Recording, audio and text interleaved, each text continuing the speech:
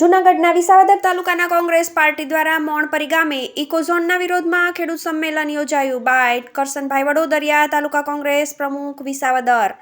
ઘણા સમયથી કેન્દ્ર સરકાર, ભારતીય જનતા પાર્ટીની સરમુખ હથિયારશાહી કેન્દ્ર સરકાર દ્વારા જે ગીરની ફરતે ઇકોઝોન નામનો કાળો કાયદો જ્યારે લગાવવામાં આવ્યો છે, ત્યારે આ ગીરની ફરતે બોર્ડરે આવેલા 196 ગામના લોકોને, ખેડૂતોને ખૂબ મુશ્કેલી ઊભી થવા જઈ રહી છે. ત્યારે એના વિરોધમાં અમે 196 ગામના ખેડૂતોએ દરેક તાલુકા મથકે સંમેલનો બોલાવ્યા, આવેદનપત્રો આપ્યા અને સરકારને આ બાબતે જાણ કરવાના, ઓનલાઈન વિરોધ અરજીઓ કરવાના પણ ખૂબ મોટા પ્રયત્નો કરવામાં આવ્યા. છતાં પણ આજે નિંભર સરકાર, કુંભકર્ણ રૂપી આ સરકાર જાગતી નથી અને ઇકોઝોન નહીં લાવીએ કે એમાં ઢીલાસ કરશું એવી કોઈ પણ વાત કર્યા વગર અત્યારે નિંભર બની ગઈ છે. ત્યારે તેમને જગાડવા માટે ફરી વખત આજે મોટી મોણપરી મુકામે જબરજસ્ત જન આક્રોશ ખેડૂત મહાસંમેલન બોલાવવામાં આવ્યું છે. તેમાં ગામડે ગામડેથી મોટી સંખ્યામાં ખેડૂતો અત્યારે આવી રહ્યા છે અને સરકારને જગાડવાનો અમે પ્રયત્ન કરશું અને છેલ્લે